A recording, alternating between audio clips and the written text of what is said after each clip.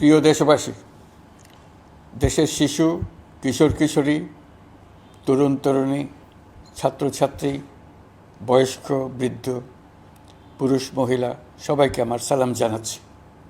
আসসালামু আলাইকুম।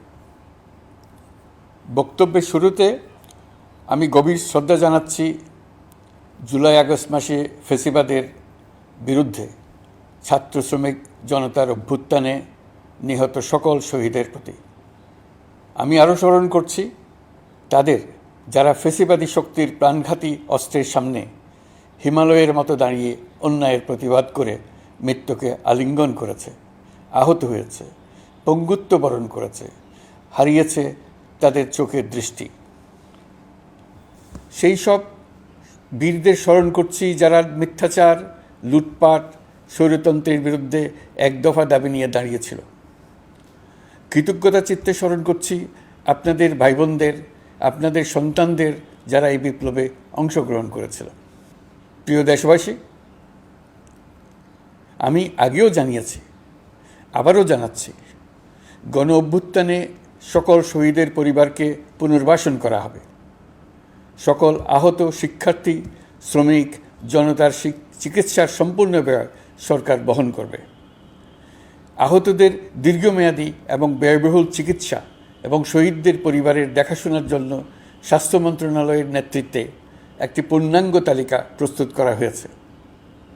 এখন এই নতুন তথ্য পাওয়ার ভিত্তিতে এই তালিকা হালনাগাদ করা হতে থাকবে।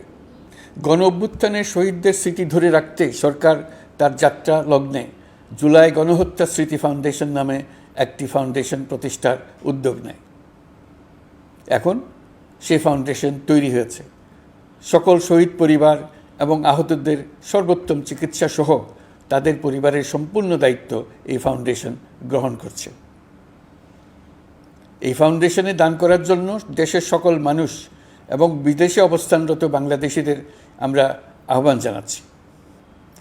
গত মাসে কুমিল্লা, নোয়াখালী, সিলেট অঞ্চলে আকস্মিক বন্যা এসব এলাকার মানুষকে হতভম্ব করে দিয়েছে। এখানে বেশিরভাগ এলাকায় কোনো দিন বন্যা হয়নি। তারা বন্যা মোকাবেলা করে অভ্যস্ত নন। দেশপ্রেমিক সশস্ত্র বাহিনী তাৎক্ষণিকভাবে বন্যা আক্রান্ত সবাইকে রক্ষার জন্য এগিয়ে আসে। সেনা, নৌ এবং বিমান বাহিনী পরস্পরের সঙ্গে সমন্বয় করে একযোগে কাজে নেমে পড়ার ফলে মানুষের দুর্ভোগ কম হয়েছে। এর পরপরই এনজিও এবং সাধারণ মানুষ দেশের সকল অঞ্চল থেকে দলে দলে এগিয়ে এসছে। আমি বিশেষ করে দেশপ্রেমিক সেনাবাহিনীকে আবারও ধন্যবাদ জানাচ্ছি। দেশের সকল দুর্যোগকালে তারা সবসময় আন্তরিকভাবে এগিয়ে এসছে। বিশেষ করে বন্যা ও শান্তি শৃঙ্খলা রক্ষার কাজে তাদের সৈনিক এবং অফিসাররা দিনের পর দিন যেভাবে দায়িত্ব পালন করেছে তার কোনো তুলনা হয় না। জনজীবনে স্বস্তি ও আত্মবিশ্বাস প্রতিষ্ঠায় তাদের ভূমিকা অনন্য। বাংলাদেশ সশস্ত্র বাহিনীর সকল সদস্যকে আমি ধন্যবাদ জানাই তাদের সততা, ত্যাগ ও অসীম দেশপ্রেমের জন্য। দেশের স্বাধীনতা সংগ্রাম থেকে শুরু করে বন্যা, খরা, ঝড়, বৃষ্টি, ঘূর্ণিঝড়, সকল প্রাকৃতিক দুর্যোগে আপনারা সকলের শেষ ভরসার স্থান। দেশের প্রতিটি ক্রান্তি লগ্নে আপনারা দেশের মানুষের পাশে থেকেছেন। দেশের স্বাধীনতার পক্ষে, সার্বভৌমত্বের পক্ষে অবস্থান নিয়েছেন। দেশ গঠনে আপনারা সবার আগে এগিয়ে এসছেন। বিগত জুলাই হতে শুরু হওয়া গণ অভ্যুত্থান, বন্যা, নিরাপত্তা প্রদান, অস্ত্র উদ্ধার সহ সকল কার্যক্রমে আপনারা সফলভাবে দিনরাত কাজ করে যাচ্ছেন। সরকার ও জনগণের পক্ষ থেকে আমি আপনাদের প্রতি কৃতজ্ঞতা জানাচ্ছি। বন্যা আমাদের জনজীবনে আরেকটি দিক উন্মোচন করল।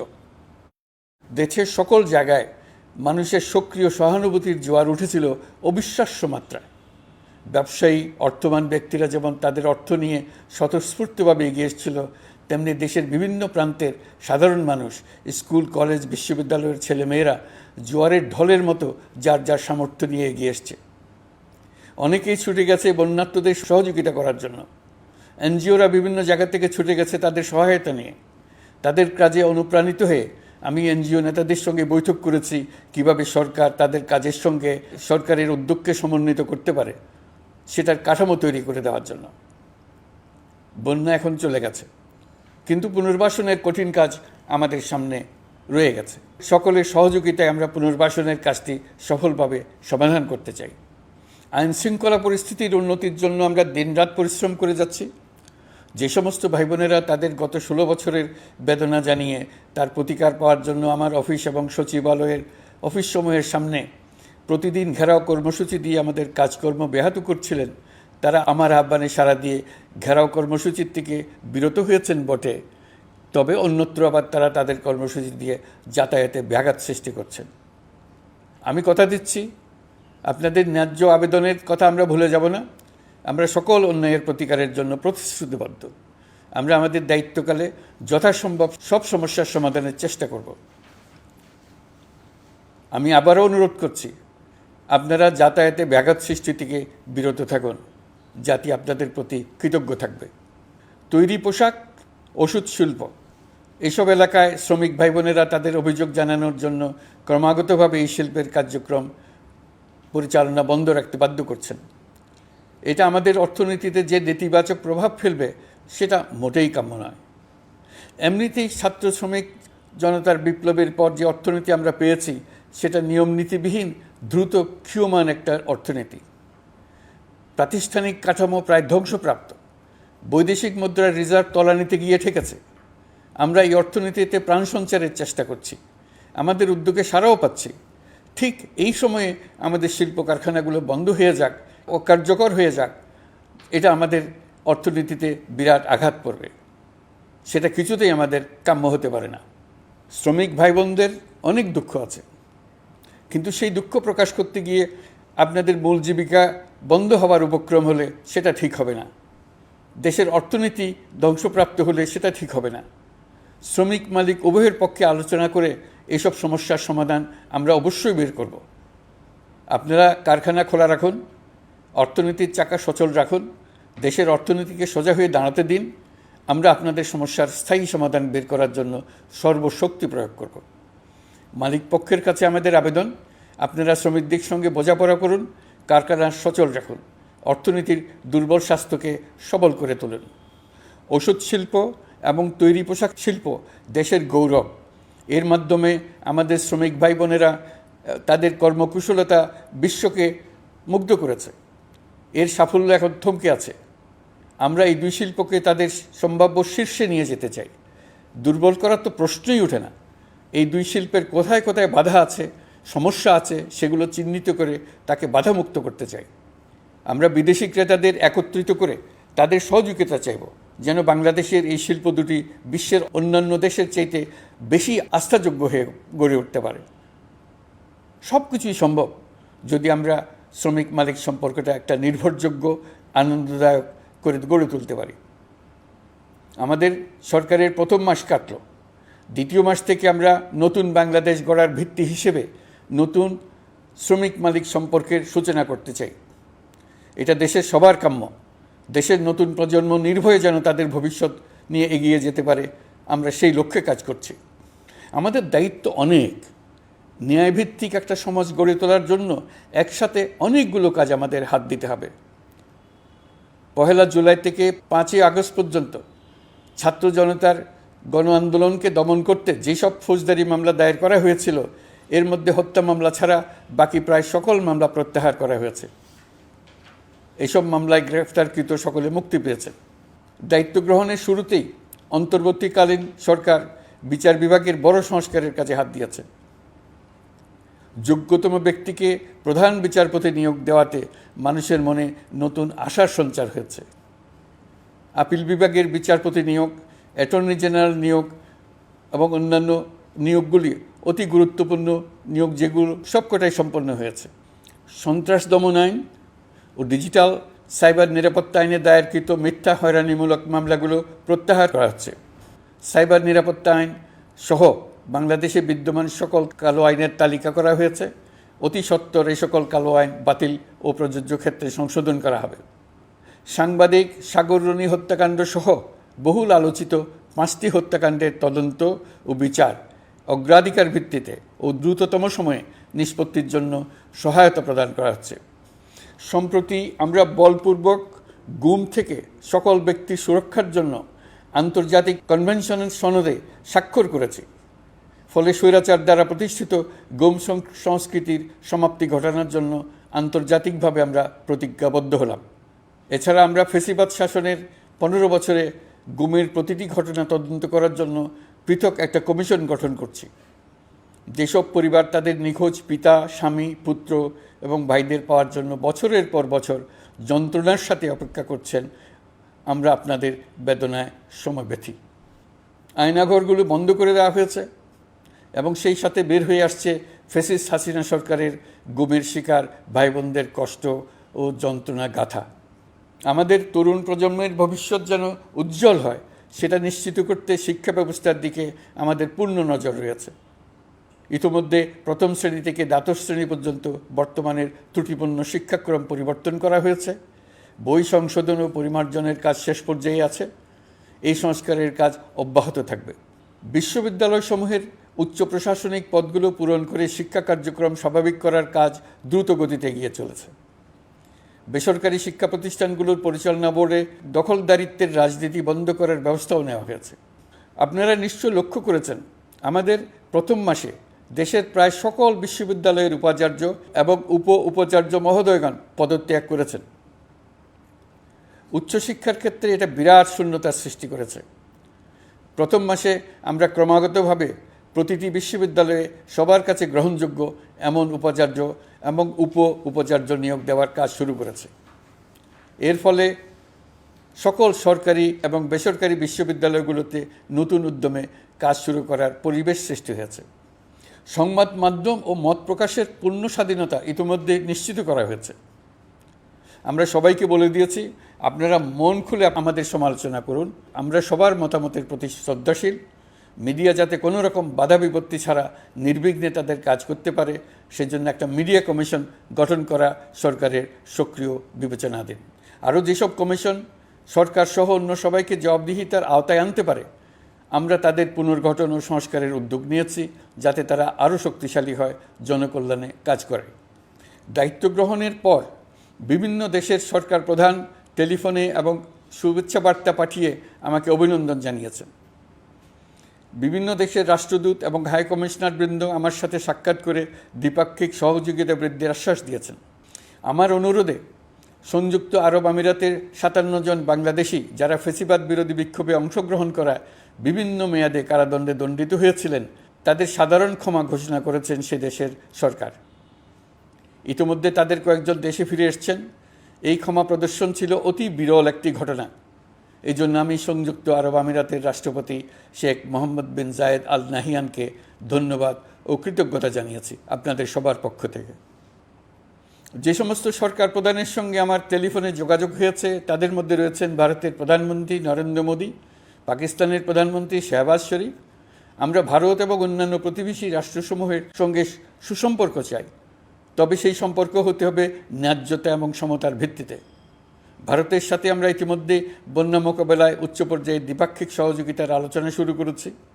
দক্ষিণ এশিয়ায় আঞ্চলিক সহযোগিতা বৃদ্ধির লক্ষ্যে আমি সার্ক রাষ্ট্রগোষ্ঠী পুনর্জীবিত করার উদ্যোগ নিয়েছি। আমরা চাই আমাদের দেশ যেন একটি গণতান্ত্রিক দেশ হিসেবে বিশ্বের কাছে সম্মানের সাথে পরিচিত হয়। দেশের পরিকল্পনা যেন দেশের মানুষকেন্দ্রিক হয়, কোনো নেতা বা দলকেন্দ্রিক না হয়। আমরা স্বৈরাচারী হাসিনা সরকারের অহেতুক কোটি কোটি টাকা ব্যয়ের প্রকল্প বাস্তবায়িত হতে দেখেছি, যেগুলো কখনোই দেশের মানুষের জন্য ছিল না, বরং এর সাথে জড়িত ছিল কুৎসিত আমিত্ব এবং বিশাল আকারের চুরি। চলমান এবং প্রস্তাবিত সকল উন্নয়ন প্রকল্পগুলোর যাচাই বাছাই করার কাজ ইতিমধ্যে আমরা শুরু করেছি। প্রকল্প বাস্তবায়নের পর্যায় বিবেচনা করে বাকি কাজে ব্যয়ের সাশ্রয় এমনকি প্রয়োজন মতে তা বাতিল করার কথা বিবেচনা করা হবে। দেশের মানুষকে আর ফাঁকি দেওয়া চলবে না।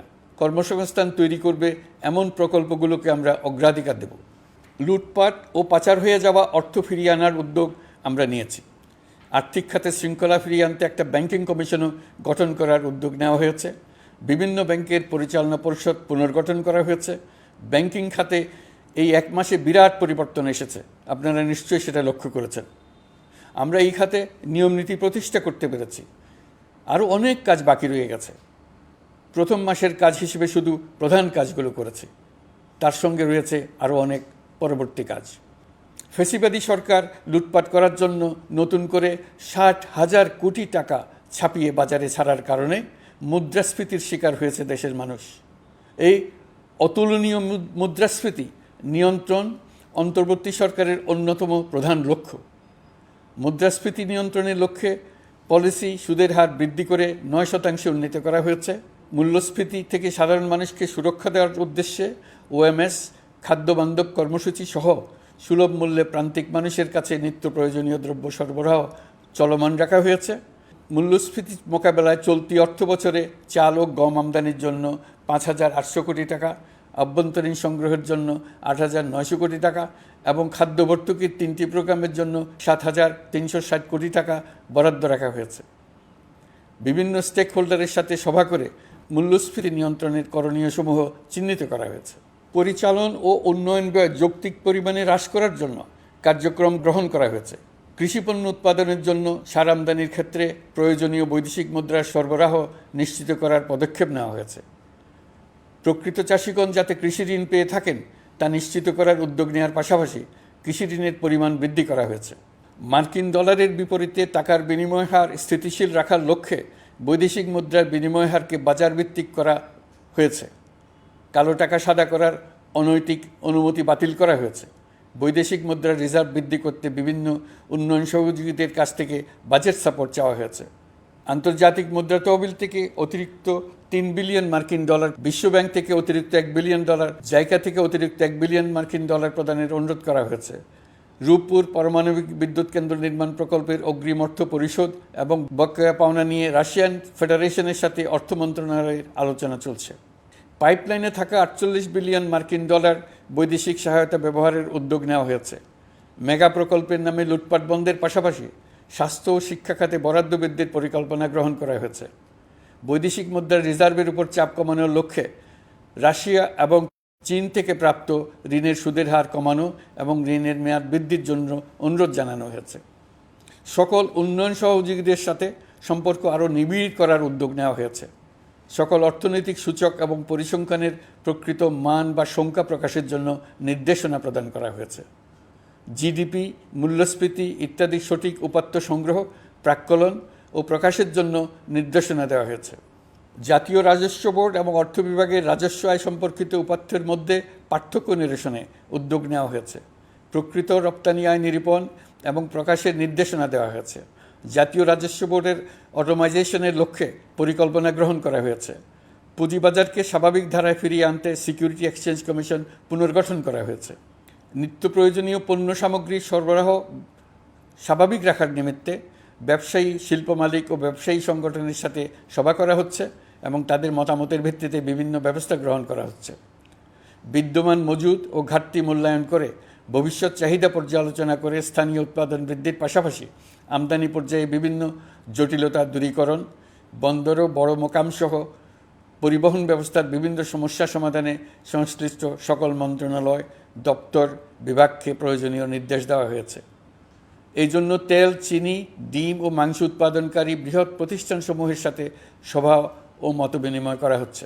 নিত্য প্রয়োজনীয় কিছু দ্রব্যাদি যেমন পেঁয়াজ, আলু এসবের দাম আরও কমানোর জন্য বিদ্যমান শুল্ক হার হ্রাসের বিষয়ে এনবিআরকে প্রয়োজনীয় নির্দেশনা দেওয়া হয়েছে।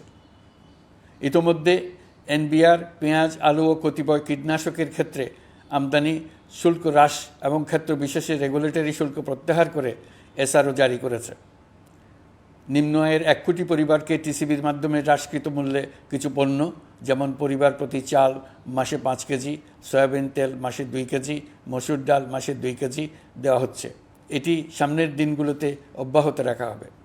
সরকার দায়িত্ব গ্রহণের পর জনপ্রত্যাশা অনুযায়ী বিদ্যুৎ, জ্বালানি ও খনিজ সম্পদ মন্ত্রণালয় হতে বিদ্যুৎ ও জ্বালানির দ্রুত সরবরাহ বৃদ্ধি আইনের অধীনে চলমান সকল প্রকার নেগোসিয়েশন, প্রকল্প বাছাই এবং ক্রয় প্রক্রিয়াকরণ কার্যক্রম আপাতত স্থগিত করা হয়েছে। গত 1.5 দশকে এই আইন ব্যবহার করে লক্ষ কোটি টাকা লুটপাট হয়েছে। বিদ্যুৎ, জ্বালানি ও খনিজ সম্পদ মন্ত্রণালয়ের আওতাধীন কোম্পানিসমূহে অধিকতর স্বচ্ছতা ও জবাবদিহিতা আনার লক্ষ্যে কোম্পানিসমূহের পরিচালনা পর্ষদ পুনর্গঠন করা হয়েছে। প্রকৌশল, ভূতত্ত্ব এবং খনিজ হিসাব বিষয়ে অধ্যয়ন করেছে এমন ছাত্র প্রতিনিধি অন্তর্ভুক্ত করার জন্য উদ্যোগ গ্রহণ করা হয়েছে। এই খাতে অধিকতর সক্ষমতা, গতিশীলতা এবং জবাবদিহিতা নিশ্চিত করার লক্ষ্যে বিশেষজ্ঞগণের সমন্বয়ে একটি কমিটি গঠন করা হয়েছে। জ্বালানি তেলের মূল্য জনপ্রত্যাশা অনুযায়ী সহনশীল রাখতে অকটেন ও পেট্রোলের দাম ৬ টাকা, ডিজেল ও কেরোসিনের দাম ১ টাকা ২৫ পয়সা কমানো হয়েছে। ৩৭ দিন বন্ধ থাকার পর গত ২৫শে আগস্ট হতে মিরপুর ১০ ও কাজীপাড়া স্টেশন ছাড়া বাকি সব স্টেশনে মেট্রো রেল পুনরায় চালু করা হয়েছে। ভুয়া মুক্তিযোদ্ধাদের চিহ্নিত করার লক্ষ্যে বিশেষ করে মুক্তিযুদ্ধের সময় যাদের বয়স ১২.৫ বছরের কম ছিল তাদের মুক্তিযুদ্ধ তালিকা হতে বাতিলের জন্য সুপ্রিম কোর্টে লিভ টু আপিলের পদক্ষেপ গ্রহণ করা হয়েছে। মুক্তিযোদ্ধা কল্যাণ ট্রাস্টের আওতাধীন বেদখলকৃত স্থাবর সম্পত্তি উদ্ধারে প্রয়োজনীয় ব্যবস্থা গ্রহণ করা হয়েছে। গৃহায়ন ও গণপূর্ত মন্ত্রণালয় কর্তৃক গৃহীত বরিশাল, রংপুর, ময়মনসিংহ উন্নয়ন কর্তৃপক্ষ আইন এর খসড়া তৈরির কার্যক্রম নেওয়া হয়েছে। পূর্বাচল নতুন শহর প্রকল্প, ঢাকার আশেপাশে স্যাটেলাইট সিটি নির্মাণের রোডম্যাপ চূড়ান্তকরণের উদ্যোগ নেওয়া হয়েছে। বিধি বহির্ভূত প্রদত্ত প্লট ও ফ্ল্যাটের বরাদ্দ বাতিলের উদ্যোগ নেওয়া হয়েছে। প্রিয় দেশবাসী, আপনাদের আমাদের সন্তানদের জন্য একটি গণতান্ত্রিক বাংলাদেশের রূপরেখা তৈরি করতে আমরা দৃঢ় প্রতিজ্ঞ। আর যেন আমাদের কোনো স্বৈরাচারের হাতে পড়তে না হয়। আমরা যাতে বলতে পারি আমরা একটি গণতান্ত্রিক দেশে বসবাস করি, আমরা যাতে সকলেই দাবি করতে পারি যে এই দেশটি আমাদের, আমরা সেই লক্ষ্যেই কাজ করছি। কেউ আইন নিজের হাতে তুলে নেবেন না।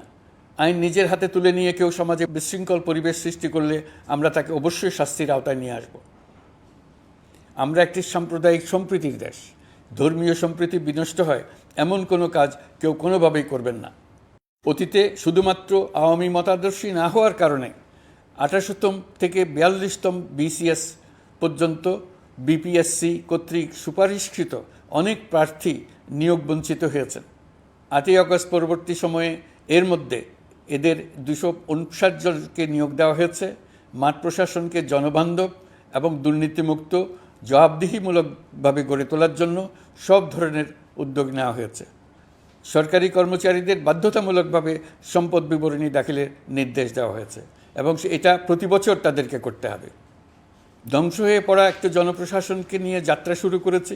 মন্ত্রণালয়গুলোর উচ্চতম পদে যারা নিয়োজিত ছিলেন তারা অনেকে দায়িত্ব ছেড়ে চলে গেছেন কিংবা পদে থাকলেও সহকর্মীদের চাপের মুখে কাজ করতে পারছিলেন না, বাধ্য হয়ে পদত্যাগ করেছেন।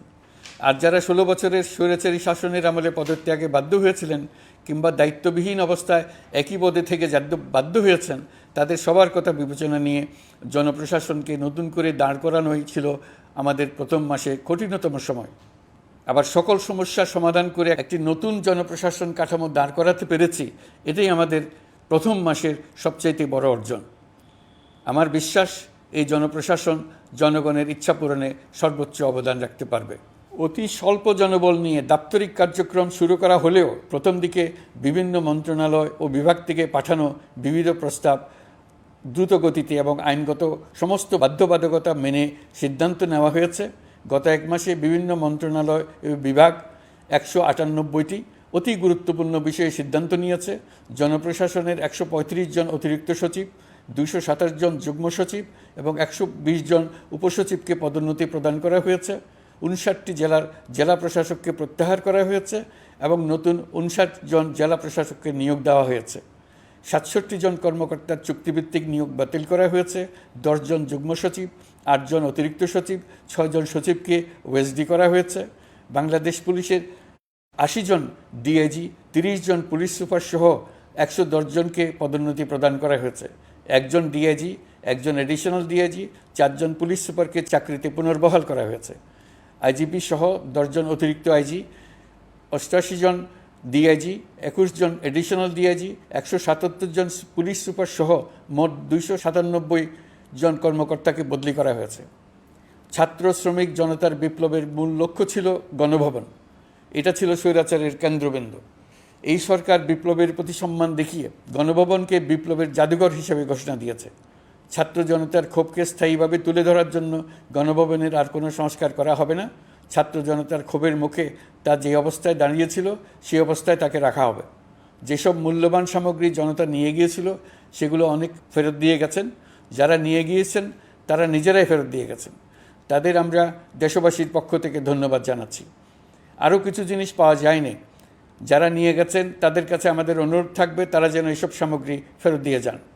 আমরা উল্লেখ করব এইসব বিক্ষুব্ধ জনতা নিয়ে গিয়েছিল কিন্তু বিজয়ের পর তারা আবার জাদুঘরে প্রতি সম্মান দেখিয়ে এগুলো ফেরত দিয়ে গিয়েছেন। আমরা নতুন বাংলাদেশকে একটা পরিবেশ বান্ধব এবং জীববৈচিত্র্যময় দেশ হিসেবে গড়ে তোলার উদ্যোগ নিয়েছি। এটি তরুণদের আকাঙ্ক্ষা, আমাদের সবারই আকাঙ্ক্ষা। সেই লক্ষ্যে আমি প্রথমেই একটি ক্ষুদ্র পদক্ষেপ নিয়েছি। আমার বাসভবন এবং সমগ্র সচিবালয়ে প্লাস্টিকের পানির বোতল ব্যবহার নিষিদ্ধ করেছি। ইতিমধ্যে সুপার শপগুলোতে পলিথিনের শপিং ব্যাগ ব্যবহার বন্ধ করার উদ্যোগ নেওয়া হয়েছে। গত কয়েক দশকে যে পরিমাণ নদী দূষণ হয়েছে, আমরা তা বন্ধ করার উদ্যোগ নিয়েছি। আমরা সংস্কার চাই।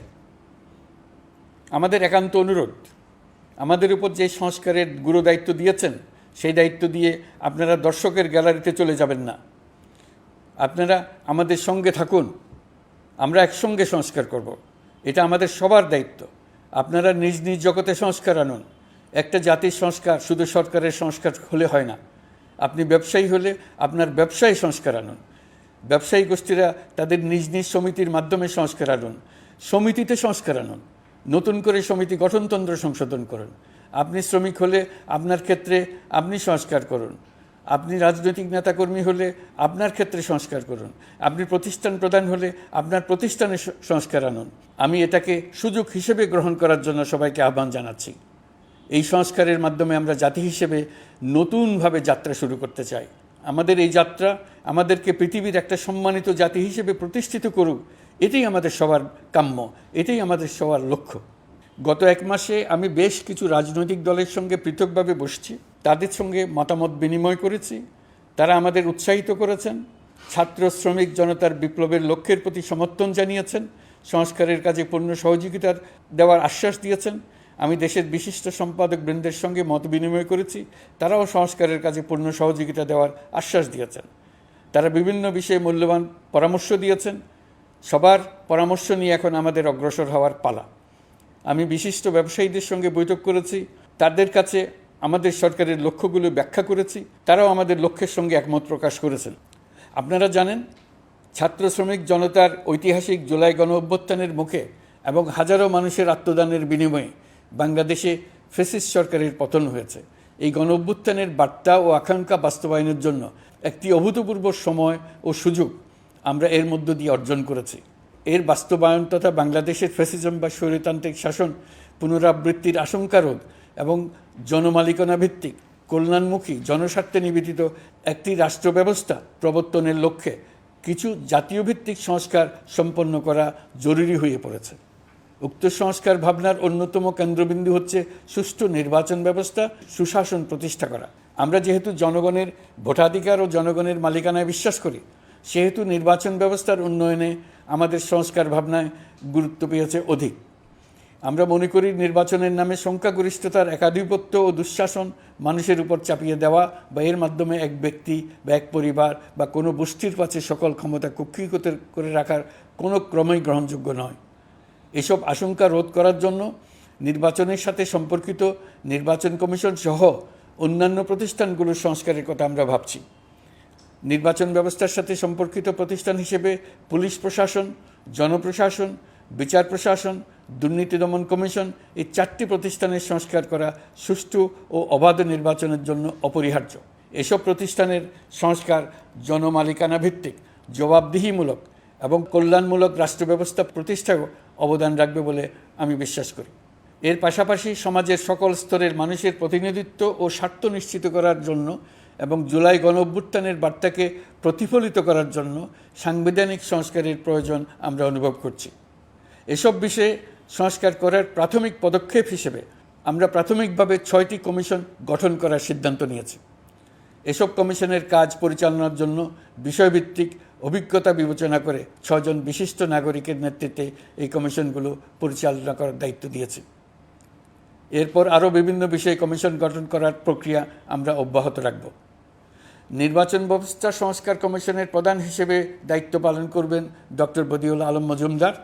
পুলিশ প্রশাসন সংস্কার কমিশনের প্রধান হিসেবে কাজ করবেন জনাব সরফরাজ চৌধুরী। বিচার বিভাগ সংস্কার কমিশনের প্রধান হিসেবে দায়িত্ব পালন করবেন বিচারপতি শাহ আবু নাঈম মমিনুর রহমান। দুর্নীতি দমন সংস্কার কমিশনের প্রধান হিসেবে দায়িত্ব পালন করবেন ডক্টর ইফতেখারুজ্জামান। জনপ্রশাসন সংস্কার কমিশনের প্রধান হিসেবে দায়িত্ব পালন করবেন জনাব আব্দুল মুহিত চৌধুরী। সংবিধান সংস্কার কমিশনের প্রধান হিসেবে দায়িত্ব পালন করবেন ডক্টর শাহদিন মালিক। এসব কমিশনের অন্য সদস্যদের নাম কমিশন প্রধানদের সাথে আলোচনা করে ঠিক করা হবে। কমিশনগুলোর আলোচনা ও পরামর্শ সভায় উপদেষ্টা পরিষদের সদস্য, ছাত্র, শ্রমিক জনতা আন্দোলনের প্রতিনিধি, নাগরিক সমাজ ও রাজনৈতিক দলের প্রতিনিধিরা উপস্থিত থাকবেন। পূর্ণাঙ্গভাবে গঠিত হওয়ার পর কমিশন আনুষ্ঠানিকভাবে তাদের কাজ আগামী 1 অক্টোবর থেকে শুরু করতে পারবে বলে আমি আশা করছি এবং এটি পরবর্তী 3 মাসের মধ্যে সম্পন্ন হবে বলে আমরা ধারণা করছি। কমিশনের রিপোর্টের ভিত্তিতে সরকার পরবর্তী পর্যায়ে প্রধান রাজনৈতিক দলগুলোর সাথে পরামর্শ সভার আয়োজন করবে। চূড়ান্ত পর্যায়ে ছাত্র সমাজ, নাগরিক সমাজ, রাজনৈতিক দলের প্রতিনিধি, সরকারের প্রতিনিধি নিয়ে ব্যাপক ভিত্তিক 3 থেকে 7 দিন ব্যাপী একটি পরামর্শ সভার ভিত্তিতে সংস্কার ভাবনার রূপরেখা চূড়ান্ত করা হবে। এতে এই রূপরেখা কীভাবে বাস্তবায়ন হবে তার একটি ধারণাও দেওয়া হবে। এই আয়োজন জুলাই গণ-অভ্যুত্থানের বার্তা বাস্তবায়ন ও রাষ্ট্র পুনর্নির্মাণ তাগিদের ঐক্যবন্ধনে গোটা জাতিকে শক্তিশালী ও আশাবাদী করে তুলবে বলে আমাদের বিশ্বাস। প্রিয় দেশবাসী, আমাদের সামনে অনেক কাজ, সবাই মিলে একই লক্ষ্যে আমরা অগ্রসর হতে চাই। আমাদের মধ্যে, বিশেষ করে আমাদের নতুন প্রজন্মের মধ্যে যে সুপ্ত প্রতিভা লুকিয়ে আছে সেটা যেন বিনা বাধায় রাষ্ট্রের এবং সমাজের সহযোগিতায় প্রকাশ করতে পারি, সেই সুযোগের কাঠামো তৈরি করতে চাই। সকলে মিলে আমাদের পরিবারের প্রতিটি সদস্যকে, সে ঝাড়ুদার হোক, ছাত্র হোক, শিক্ষক হোক, যে কোনো ধর্মের হোক, সবার সমান অধিকার নিশ্চিত করতে চাই। এই হলো আমাদের সংস্কারের মূল লক্ষ্য। আসুন ছাত্র শ্রমিক জনতার এই বিপ্লবের লক্ষ্যকে আমরা দ্রুত বাস্তবায়ন করি। আমাদের প্রথম মাসে আমরা যেই গতিতে, যে উদ্যম নিয়ে কাজ এগিয়ে নিয়ে যাওয়ার কথা চিন্তা করেছিলাম সেটা হয়তো করতে পারিনি বাস্তব অবস্থার পরিপ্রেক্ষিতে। দেশের আইনশৃঙ্খলা পরিস্থিতি স্বাভাবিক রাখা গেলে আশা করি আমরা আমাদের গতি অনেক বাড়াতে পারব। এই জন্য দেশের সকল মানুষের কাছে, শিক্ষক, ছাত্রছাত্রী, কৃষক, শ্রমিক, পেশাজীবী, বড় ব্যবসায়ী, ক্ষুদ্র ব্যবসায়ী, দিনমজুর, গৃহিণী, সকলের সহযোগিতা চাইছি। আমাদের কাজ বড় কঠিন, কিন্তু জাতি হিসেবে এবার ব্যর্থ হওয়ার কোনো অবকাশ আমাদের নেই। আমাদেরকে সফল হতেই হবে। এই সাফল্য আপনাদের কারণেই আসবে, আপনার সহযোগিতার কারণেই আসবে। আমাদের কাজ হবে আপনার আমার স্বপ্নকে বাস্তবে রূপায়িত করা। এখন আমরা আমাদের 2য় মাস শুরু করছি। আমাদের 2য় মাসে যেন আপনাদের মনে দৃঢ় আস্থা সৃষ্টি করতে পারি, সেই চেষ্টা করে যাব। ধৈর্য ধরুন, এই কথাটি আমি মোটেই আপনাদের বলবো না। আমরা সবাই অধৈর্য হয়ে পড়েছি। এত সব কাজ কখন যে শেষ হবে এটা চিন্তা করে আমরা অধৈর্য হব, কেন হব না? কিন্তু সঠিকভাবে কাজ করব, কাজে কোনো অধৈর্যের চিহ্ন রাখব না। প্রিয় দেশবাসী, দেশের শিশু, কিশোর কিশোরী, তরুণ তরুণী, ছাত্রছাত্রী, বয়স্ক, বৃদ্ধ, পুরুষ, মহিলা, সবাইকে আবারও আমার সালাম জানাচ্ছি। আসসালামু আলাইকুম। আপনাদের সবাইকে ধন্যবাদ জানাচ্ছি। মহান আল্লাহ আমাদের সকলের সহায় হন।